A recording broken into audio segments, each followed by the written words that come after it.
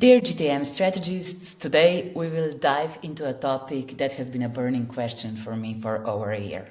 Is outbound an undervalued go to market motion?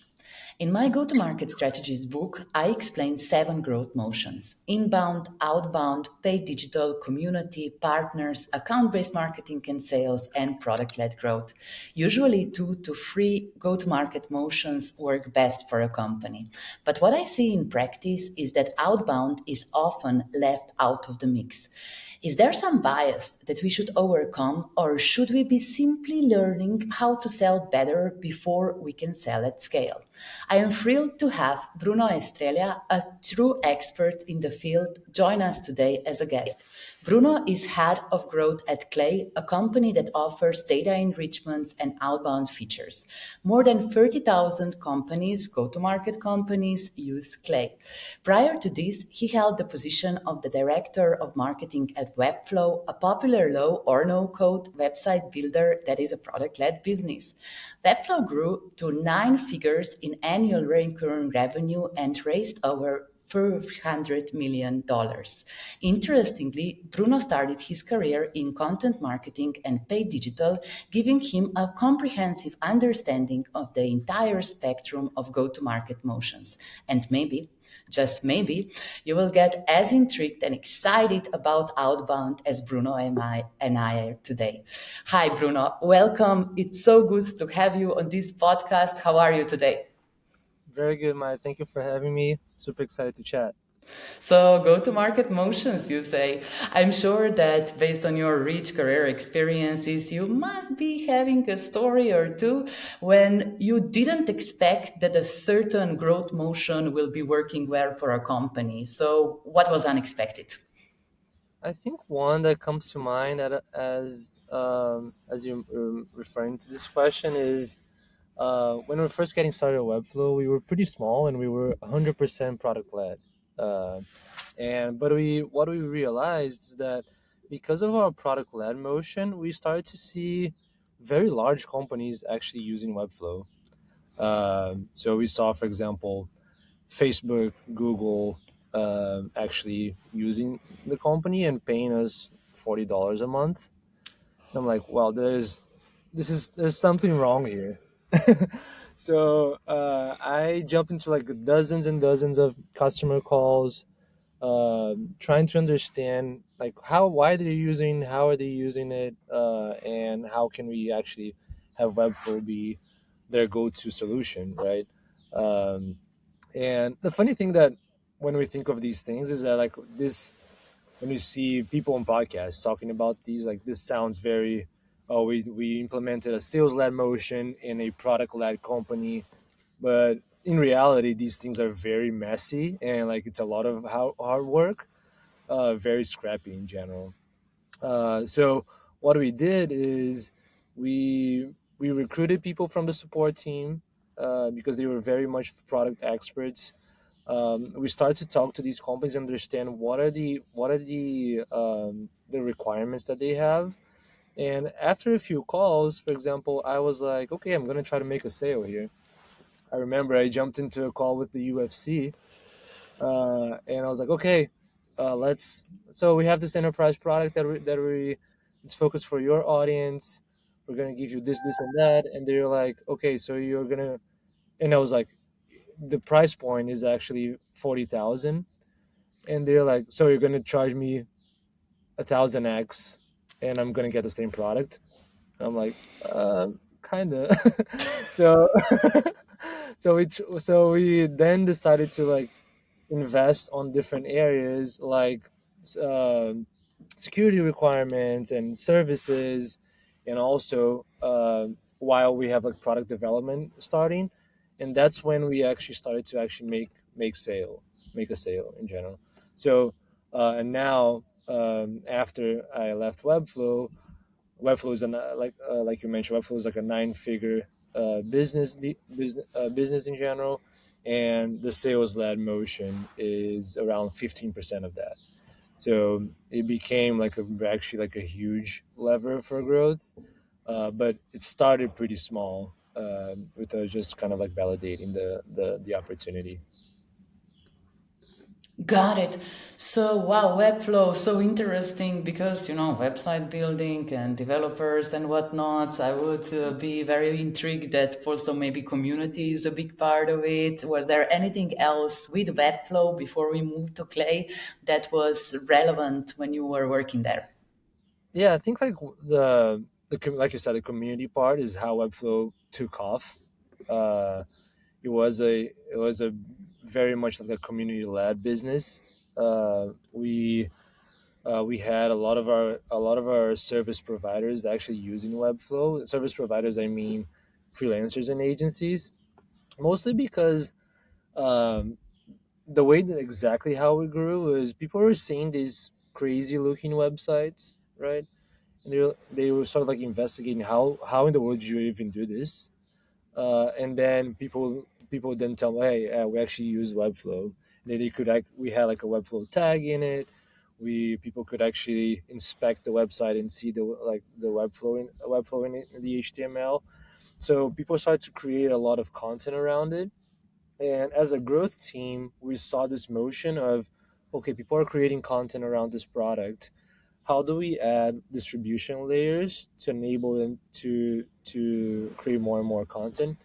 So one thing we did was we created somewhat like an affiliate motion there that really took off because there were already people creating a lot of content. The other one was we added a lot of programmatic SEO around it, which, leveraging this content that was being generated, we then created pages that were being ranked on Google, and then we actually implemented the enterprise, like I said, the enterprise motion to because we had this sort of like infinite pool of leads coming up every day. How can we actually filter out and see, okay, this person is actually a fit for an enterprise deal?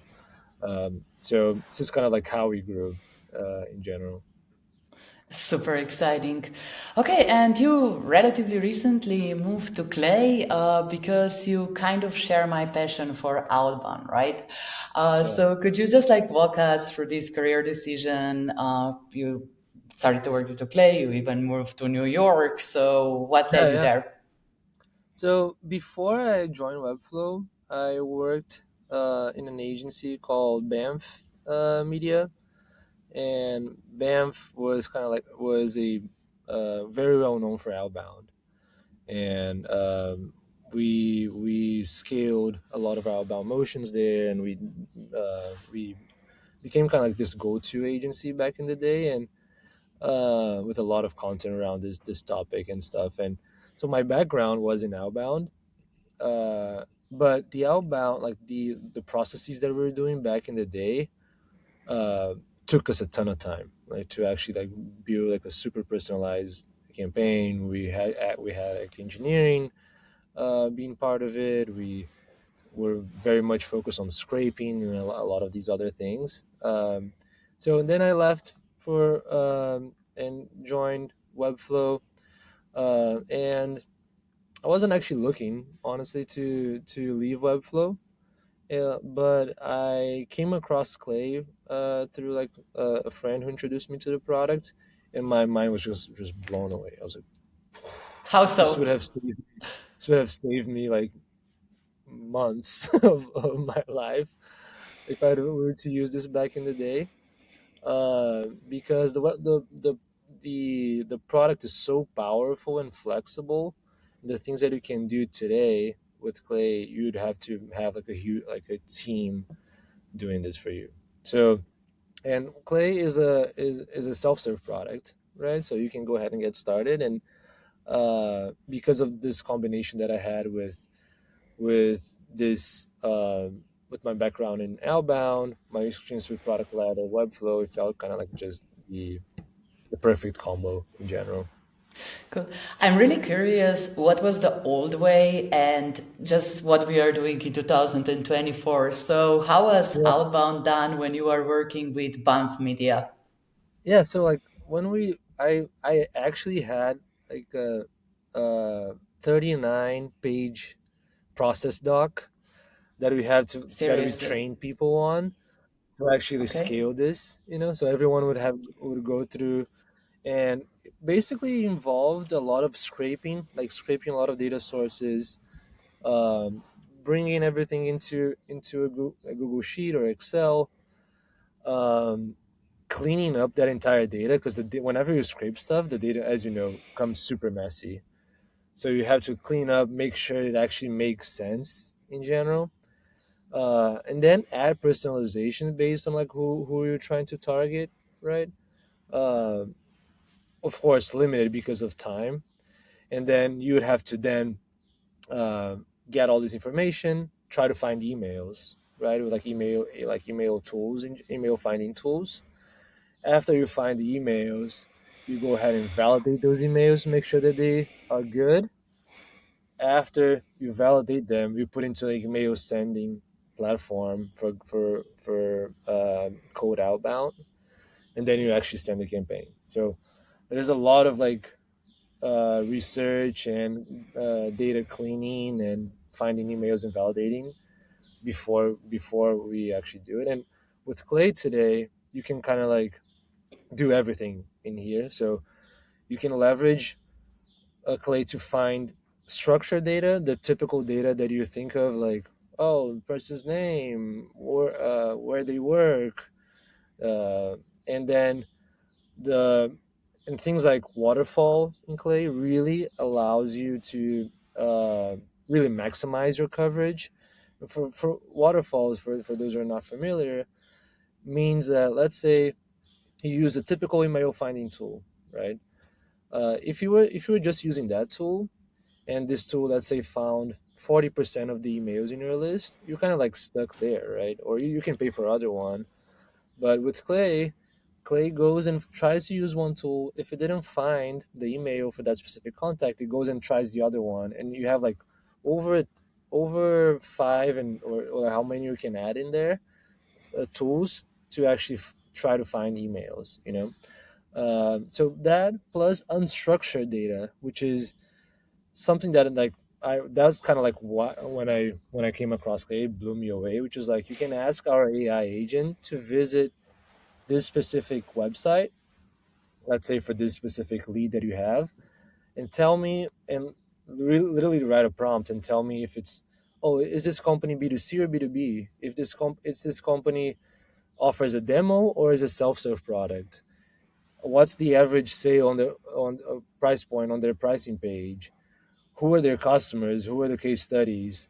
So things that would take you forever to do, now you can just scale at a much higher rate. And the other piece, because there are three core components for successful outbound. One is the audience and the data that you can leverage, right?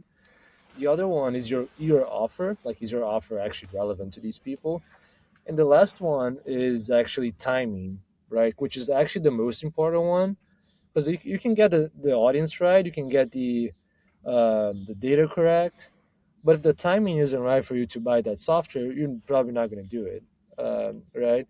So like what Clay does is like it allows you to leverage signals um, that live like outside of your ecosystem, that lets you know that hey, this person is actually ready to, or it's showing some interest in buying. Things, for example, they interacted with your brand on social. They commented on like a specific blog post, or like a LinkedIn post in general, or they visit a specific page on your site. You can then enrich them and find and actually reach them at the right time. So overall, like the difference between now and years and years ago is just like your ability to implement like robust things like this is much easier, honestly. I know I But talked a bunch. Sorry.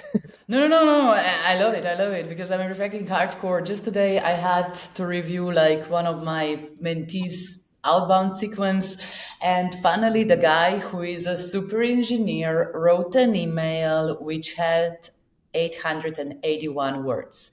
And I was Wow. like, hey, buddy, maybe we should just like make it It's short an and essay. sweet. I mean, you know how it is. You don't Yeah, know what you don't know. And there exactly. are a lot of people still that treat it as like spray and pray, one shot Exactly. email, and maybe hi. I'm expected to Yeah. hear back from you, so we Yeah. can do much better stuff when it comes to that. Cool. And I think that's why people are kind of skeptical with Outbound. Uh, it's because that's when we think of Outbound, we think of like spray and pray, right? Like that's this massive list, send it to everyone and see how it goes. But in fact, like successful Outbound has these core components of like, do you understand your audience? Do you have clean and useful data, like very personalized data? And can you leverage timing to reach out to these people? Super interesting. And I talked to Akash Gupta today. So he's this opinion leader in product management and growth space. And he said that, based on his opinion, the when you are dealing with enterprise clients, if you're a smaller company, outbound is like literally one of the rare ways that you can get in, right? So Yeah, SMBs might be having like a little bit of mixed feelings towards this, but hey, what else can you do? exactly. It's like one of the few ways for us to try to land a large deal, right? If you're not like a super well-known brand. Uh, so yeah, 100%. Do you maybe have some examples? Because a lot of time companies are asking just like how to get to larger accounts, and there is like this uncertainty who the decision maker is or something like that. Have you had maybe a success story yourself in your line of work when you just send an email and things happened? Yeah, so there are like a few things that come to mind. Like we, for example, here at Clay, what Clay is not really like a we we're now becoming very famous, but we were still a startup like a few years ago, and we have pretty large logos in our website, right? A lot of them initially came in through um, through Outbound, and because the things that you can do with Clay today, our Outbound became kind of like this also this marketing moment, right?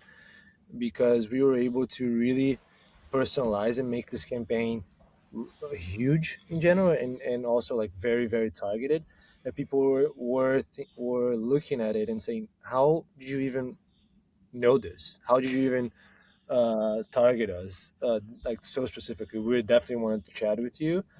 So there's a lot of examples like this where we landed like really large companies that you can, I'm not sure if I can actually say the name, but like it's a lot of like this uh, a lot of the large logos you see that use Clay today started to hear about us from an outbound perspective.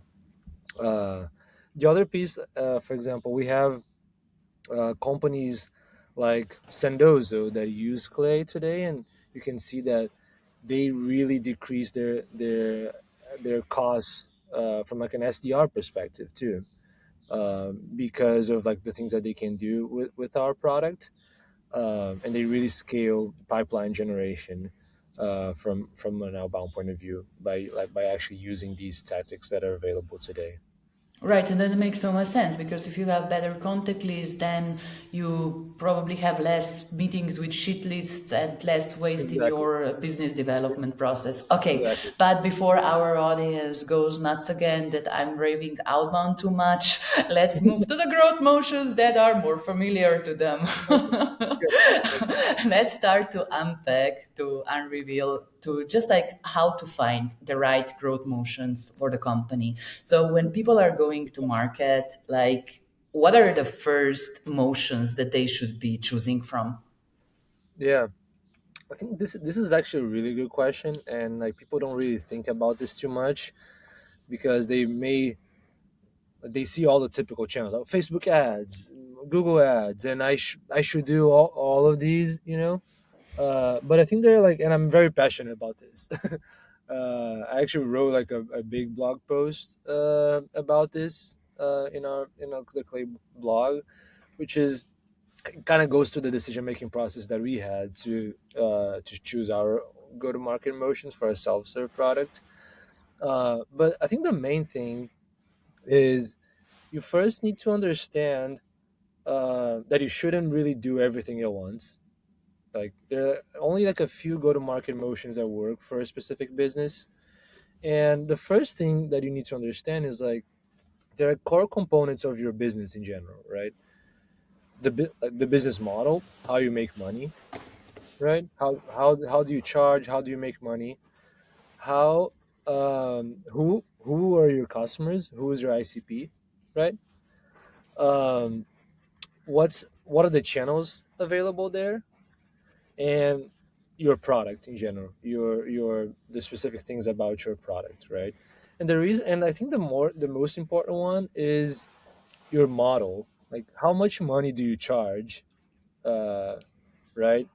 Because just an example here, if you charge $100,000 for your services, which there's like a lot of products that do that, and there are a lot of products that's, I know the fancy ones that we hear are not, but there are a lot of people making a lot of money charging 100K, right? And and you most likely need a human interaction, right, to close this deal. You're not gonna launch a Google search ad or Facebook ad, and people are gonna spend $100,000 with you, right? Can a credit card even handle Yeah, that? on a card, exactly.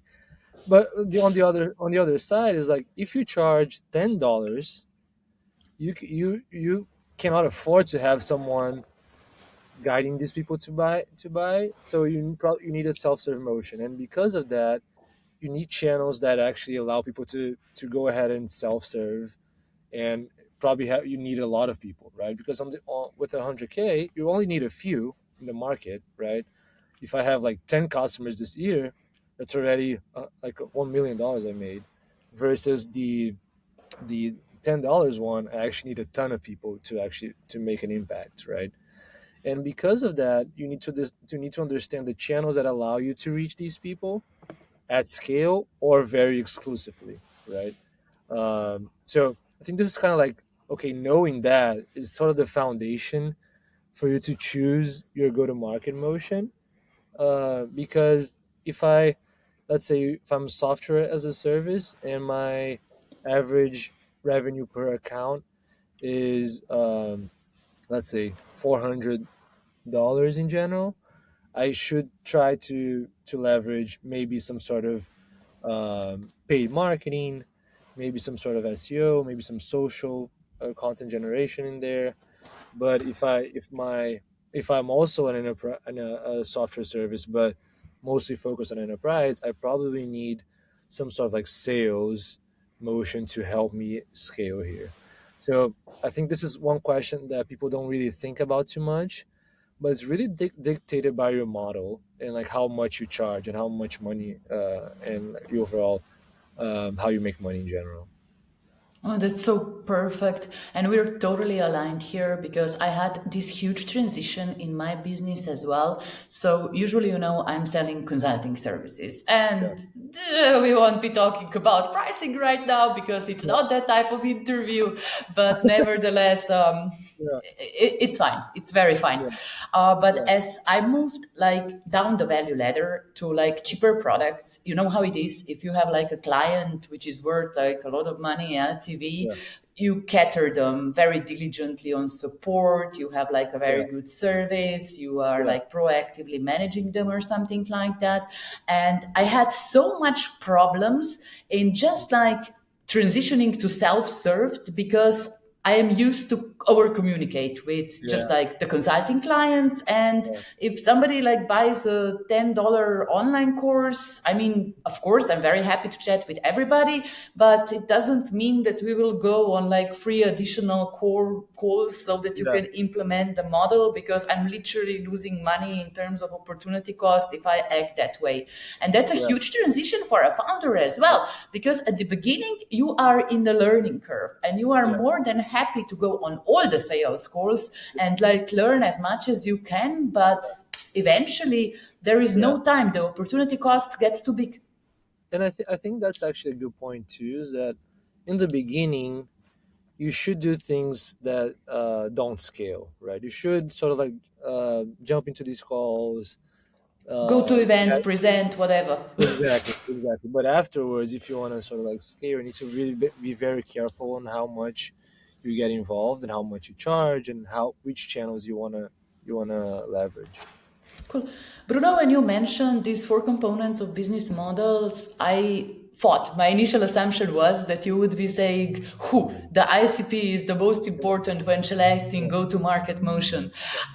So there are a couple of preferences in addition to just like the dollar value that they are buying that yeah. might occur for different businesses. Do you recall an example when like the selected motion was literally dictated by a client?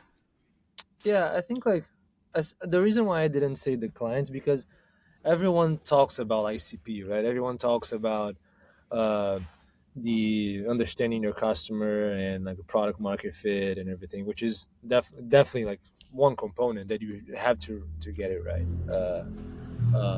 And I think like for example, one that it's very unique to Clay is we have our a lot of our customers actually are service providers, right? They are freelancers and agencies that offer outbound as a service, and the reason why they use Clay is because they can move, like I was mentioning, 10 times faster now, and the things that they can build are just 10 times better at the same. So they drive more results to clients. What's very unique about this is that because they are business owners and they actually offer outbound as a service, they need to create content to generate more and more business, right? So what is happening now is when something that we learned is they are actually you see a lot of people mentioning Clay in on LinkedIn, for example, and showing the things that they built in Clay.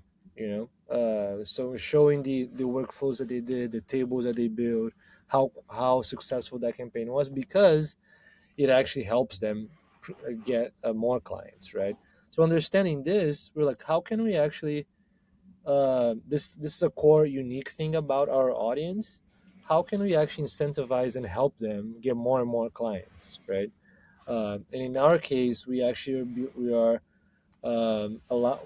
For example, we built a program that pays for their tools that gives them access to free exclusive tools as well that sponsor their uh, their content, give revenue back to them, give them business advice as well, and provide leads to them because their success is our success. And so that's kind of like a unique channel and motion that's very exclusive to Clay that you have to adapt because you understand your product, you understand your customer, and how they're growing, how they're making you grow. This is a fantastic case. It's literally like a viral growth loop that is going on socials Yeah, with your clients. And yeah, just like this education slash success cup sounds really intriguing. But hey, yeah, since you were working with Repfo before, there is like I think that there is a bias, but maybe we can discuss this. So yeah, I spent a lot of time working in gaming industry and just like custom computer building and something like that. And we were yeah, always fighting like developers hate ads. Developers will never yeah, click on an ad. Everybody's using ad blocker. yeah, But truth to be yeah, told, the campaigns were still rather successful despite our yeah, engineers convictions that everybody has ad blocker.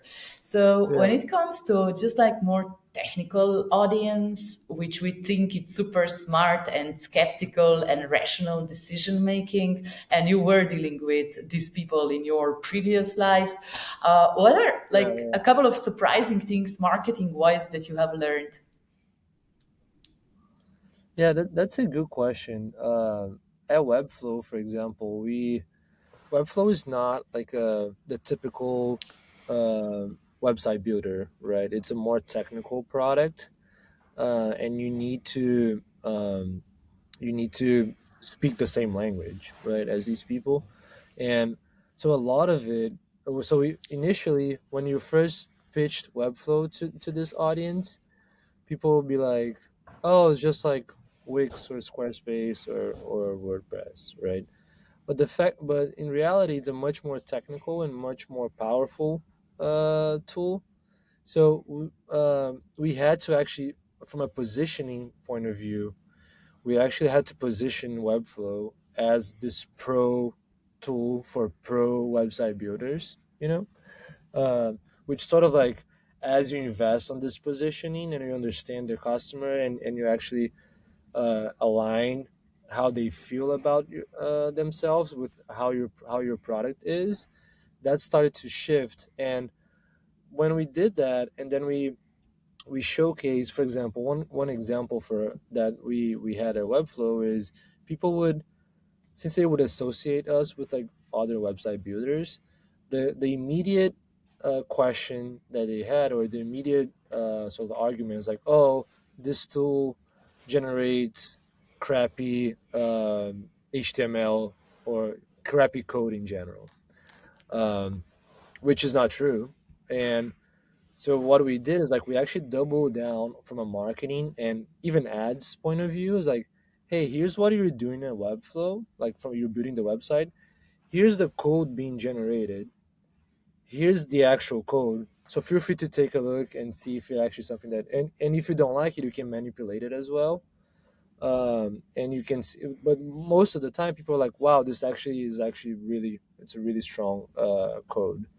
And so I think the main thing with from what I learned with targeting technical users is, you need to speak their language. You need to be very specific. You need to understand how they would use the product, how their current workflows, the tools they use, the terminologies they use as well. They can actually relate to you, and don't be like a blocker when it comes to adopting a new workflow. Oh, this is brilliant. In terms of just like, okay, which growth motions have we talked about so far? So a little bit of paid, then outbound extensively. You said the community was huge at Clay when you were starting out. How about like account-based sales and marketing? Because I do think that like we need to engineer and select our battles carefully there as well. Yeah, I mean, if people are hesitant to just like send out a couple of emails when it comes yeah, to the idea that they would invest months into building a relationship very diligently so that then they would have an ultimate platform in order to start discussing deal, that's even yeah, rarer.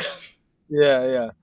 I think it's like, when it comes to account based marketing, you first need to understand how you're going to target these people, right? What's the best way to target these? And I think like, if you're doing account based marketing, it's probably because you have like a large ACV, and you have like a large your product is more like an enterprise type of product, and you should be comfortable with this being a longer sales cycle, right? It's a lot of like relationship building. So it's a lot of like one-on-one interactions with, how can I find the decision maker, reach out to them.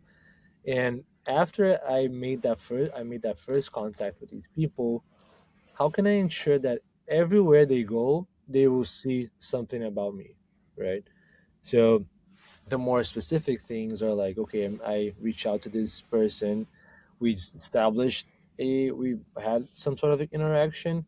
How can I establish everywhere they go from like a ads perspective?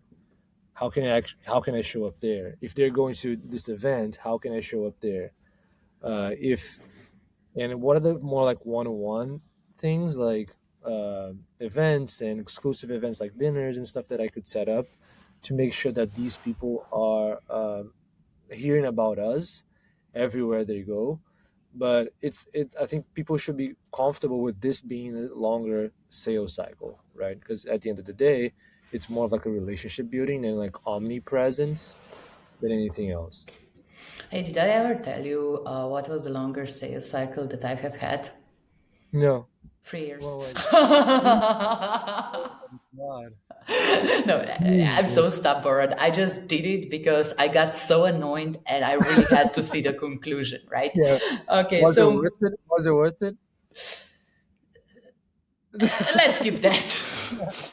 I mean, I had my conclusion because I finished what I start. That Okay, was yeah, more of a moral exercise for me, okay, probably. But right, nevertheless, like given the fact that most go-to-market companies, they are maybe dealing within like the lifespan of 3 to 18 months to their programs, I don't think yeah, that that would be the first bet that they would take. But there is another interesting go-to-market motion that you kind of rock, which are partnerships. And throughout your career you have had like multiple types of partners and whatnot. So in what stage does it make sense to even start thinking about partnerships? yeah. I think um, that's an interesting one because I think ideally you'd have partners um, at like every stage, but like realistically, it probably will start to see more and more as your product becomes more like kind of like the go-to solution here in the market for from a partnership perspective. There are like multiple types of partnerships, right? That businesses typically do. One is like the typical partners are like these like agency partners, right? You see a lot. I think like when I think of businesses that did this really well, I think the first one that comes to my mind is Google. Everyone wanted to have early back in the day, if you were a paid marketing agency like the Google ads, right, like certificate, or Google ads partner, Facebook ads partner, right, like it kind of like added this sort of like stamp of approval. So there's like this initial but Google ads and Facebook ads are just like a massive company, right? And then but there are also other types of partnerships that people typically do, which are like, um, for example, startup partnerships, where you partner with VCs to actually distribute your product to startups in their portfolio. There are companies that do education partnerships with like students and stuff like that, and also with the other one is like through creators, right? I think so. Given that range, I think people should think about, okay, here again, going back to like who's my customer. If my customer are like small startups, maybe the VC partnership should be an interesting one, right? Uh, the other one too is like if my product enables people to improve their workflows, maybe a an agency partnership is something that I could do, right? Or if my product evolves around offering a new service, maybe like an agency is one that that I should think about, right? Or in the other case, if my product is very much of like a visual and people need to create content, maybe an affiliate partnership is one that you can think about. But I think partnership is a really really strong um, motion, and I actually came across an interesting stat about this a few days ago that more than 40% of HubSpot's revenue actually comes from partnerships, which and HubSpot is just like an insanely big company. I think there are numbers like more than 1 billion. So that just shows the power of the power of partnerships. But I think you need to understand like there are like multiple different types. Understanding like your audience and how you can get there, because partnerships is just a way for you to distribute your product, right? And Exactly. how do you get there? Yeah. And one of the better questions to ask would be who kind of owns the audience that you want to sell to, right? Yes. So Yeah. if they are already somewhere and this specific entity is not your competitor, that it Yeah. makes sense to just like try to discuss if we can join Exactly. forces. We did this a lot when we were doing like regional expansion, because when you Mm. are just like sometimes doing partnerships with, for example, for us, the most ambiguous was Asia. In Yeah. the tech industry, because like things just work differently there, and without Yeah. like a local partner we didn't have a fighting chance to go there like direct digital e-commerce, because they don't even shop that much outside their Yeah. applications. Yeah. And Yeah. we needed that to just like understand the market, how does it work, what the channels are. Okay, so Hmm. partnerships worth considering but very difficult to tackle. Yeah. Yeah. Let's go and like super diving into outbound, because you and I are on a mission solution to convince one or two of our listeners that outbound Yeah. is worth taking a shot. And my Yeah. thesis is that it doesn't have to be super complicated. Yeah. Probably like we have more mind junk and just like biases why we are not doing this. Technically, it's not so difficult to do. So, what do you say to companies that kind of hesitate to give it a shot? Yeah, I think the probably the hesitation comes from like people spamming them, right? They're like, okay, this doesn't really work as much. So the thing is that there are multiple ways for you to start with outbound, um, and I think like if you're very hesitant, I would start small. You know, start with like a small. Let's start very focused. If you have the technology to do it, try to leverage some signals on like, oh, this person here interacted with my content on LinkedIn. This person here actually changed jobs. You know, if it, so some signal that it's a good time, and then you do like an outbound prospecting with this person, right? But I think the main thing is like start small and really understand the your customer, leverage the data that you have, and like I'm gonna plug Clay into this again, but like you can start for free with Clay. Start small, really build a very like a highly targeted list, personalized, and then look into like what makes my product special for this person, and then be very targeted, and then look into signals that will enable you to actually launch this campaign, right? I think people get stuck with and like that's for like if you are more of a maybe like a service business, right?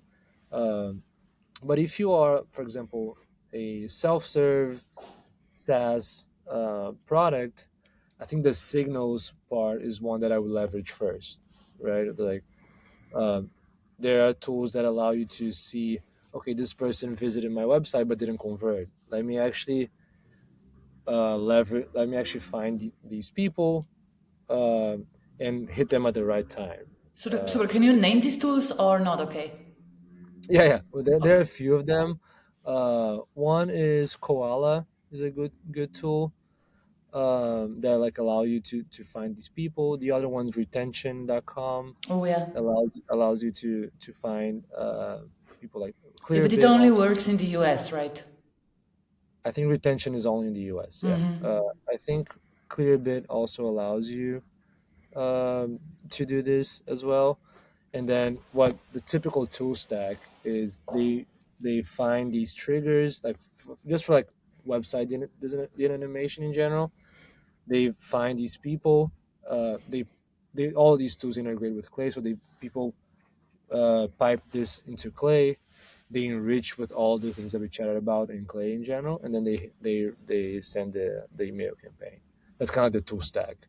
So this would allow you to like, and typically we, for example, we found a lot of success with us at Clay here by monitoring social media and seeing like who interacted with some of our content, see who's a good fit for our product, and then reaching a then sending a outbound campaign to these people, right? And because it's so targeted and it's so relevant to these people, there's no sort of like any sort of like risk in general, right? Because we get a lot of like reply rates go through the roof. Open rates are insane too, like over 60%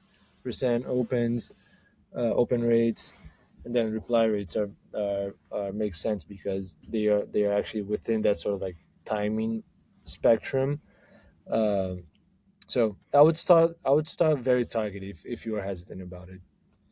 It's a really good and fair advice how to set up people for success, because nevertheless we are dealing in the case that you are describing with people who have portrayed some sort of interest slash like intent to purchase, and we just set Yeah, ourselves to do much better than if you would be. Hi Bruno, 3 years ago we were at the yeah, conference in Brussels together. Do you remember me? Fuck no, there yeah, were 2,000 people. So yeah, makes mhm, a very much nicer conversation. The last channel that we didn't talk about is just like inbound. And we completely forgot about this because for us both, it's probably so natural, right? But there are a lot of like go to market teams that are kind of hesitating. So, how much should I invest in content? Should I be creating blog posts? Should I be doing like LinkedIn stuff, videos, yeah, whatnot? How do you yeah, think? And do you have some pointers how to make sense out of how much inbound does it make sense to do? yeah. I think um, a lot of it is like when I think people get too stuck on like marketing attribution in general, and like how you see metrics in your dashboard. But the reason why I'm saying this is if we look at like how people hear about products, how they first come across them today, especially on the B2B side, is mostly through people talking about it on LinkedIn or content on podcasts and stuff like that. So if you take a step back from like the marketing like tracking point of view and think of like when was the last time I actually heard about a product and I decided to use, probably because someone told you, because you heard from someone, because you saw it on LinkedIn, someone talking about it, you heard it in a podcast, and that's a lot. That's a lot of like what inbound does. Um, the problem is not as like metrics focus. You can do it in a way, but it's not as clear as doing like the typical like very much like metrics focused channel. So I think people need to invest more from like a brand perspective, right? People probably want to work with you, because they see the content that you produce, right? They see like, oh, she actually knows what she's talking about, and I need some More or help. less, yeah, most of the time. So I need some help. Let me actually reach out to them, right?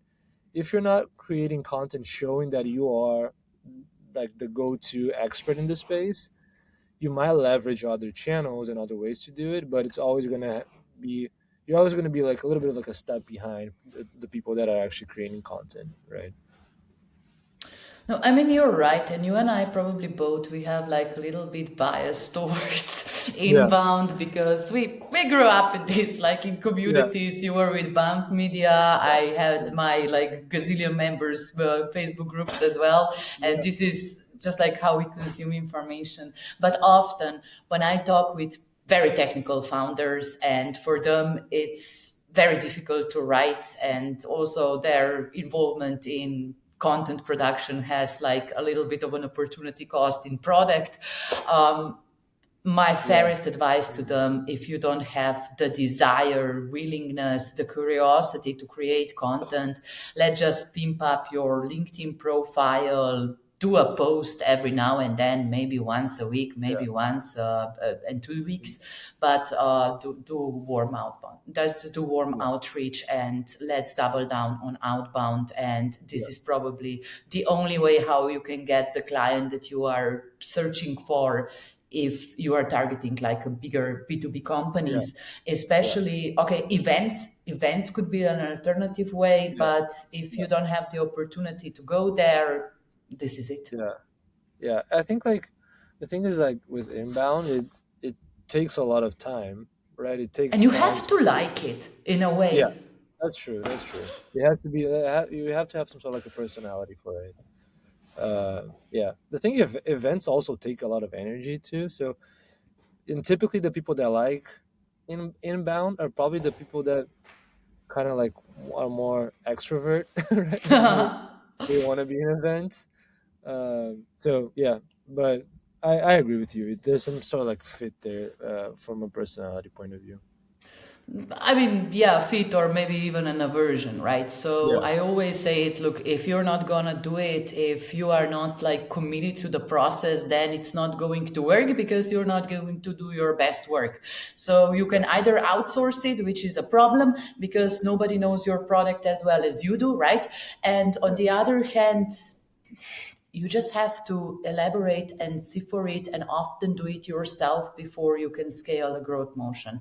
Okay, yeah. sorry for this little rant before No, I no. tell you that yesterday I hit a little bit at the event to have like 5 minutes of a breathing space between the Yeah, event to the yeah. networking I part. have to. It happened to you as well? Oh no, it's like a me space. Yeah. Yeah, I sometimes I have to like get in my room and like okay, I don't want to talk to anyone. Be on my, I often need that. Yeah, Me too, surprisingly. Okay, cool. Let's wrap it up by just like recapping. Look, you have seen so many companies consulting, so many companies that were either clients of your employers or just like you were mentoring some other people. What would you say, Bruno, that are top five mistakes that people do when they are selecting their ultimate go to market motion? yeah. I briefly chatted about this right on the which is like I think the main one is so basically people don't really understand the relationship between your audience, your business model, and how you select these and the channels that you have available, and how you select these go to market motions, right? Mostly because they probably see that some people are doing this, and they want to kind of do it as well. But you deeply need to understand this component to actually choose carefully choose where you're going to spend your energy, right? As a founder, as a business owner, like you said, you need to focus on product. You need to focus on your clients, and go to market is an additional area that if you're not very careful how you do it, you might compromise everything else, right? So I think that's kind of like the biggest one. And after that is more of like, okay, I have this like what I see a lot of the times happening is, okay, I have a few clients, things are kicking in, but how I am actually growing? How am I growing? Right? And what are the like understanding how you are growing the way that you're doing is typically what separates the next level of scale, which is then you sort of like the other mistake is like a lack of investment in data, and then how you find your customers and how you distribute them, how you add distribution layers. Um, so I think that this combo, it's kind of like a mixed thing that typically that happens and prevents people from like actually reaching scale. I like that, Bruno. I would just like to briefly ask you if you could just like elaborate on the last three because I'm not convinced that I got stuck in this don't choose the right attribution data what is up with data and then like I lost the thought a little bit. Could you just Yeah, like again three, four, five? yeah, yeah. So basically, like after you sort of choose your go-to-market motion, and then things things start to grow, right? And then the last piece that I see people missing is how do you invest in data? How do you leverage data to grow even more, right? So, for example, people get too stuck on marketing attribution. But for example, if I were to look at marketing attribution dashboards today at Clay, I would never, because the way people they hear about us on LinkedIn, they type on Google to actually find Clay, and then go into Clay from Google. Our marketing attribution software tells me that they're coming from Google, right?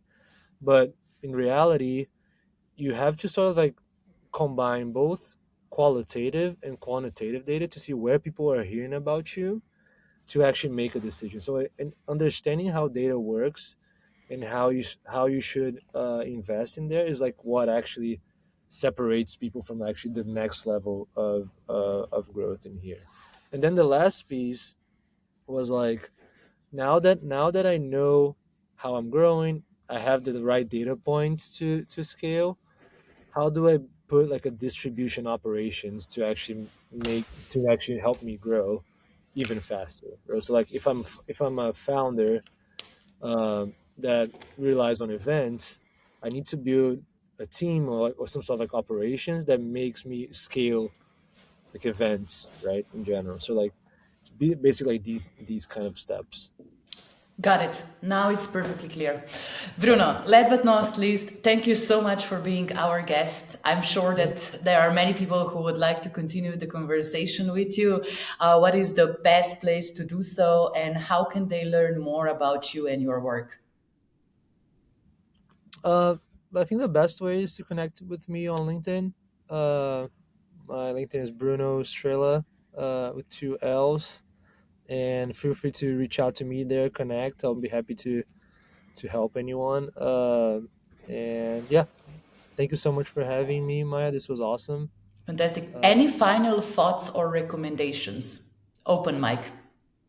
Final thoughts. I have to tell you about Clay. Is if you're thinking of outbound, if you're thinking of data enrichment, if you want to scale go to market, I would definitely check it out. Is I'm biased, but I do think is honestly like a game changer for everyone. So that's kind of like my final thought here. Let's play around. Maybe we can find a good contact list there. There is a free trial, so why not? Cool. Thank you so much, Yeah. Bruno. Keep on rocking at your new role, and thanks so much for sharing your knowledge and experience with us. Thank you, Maya. Have a good one. Talk to you soon. See ya. Bye.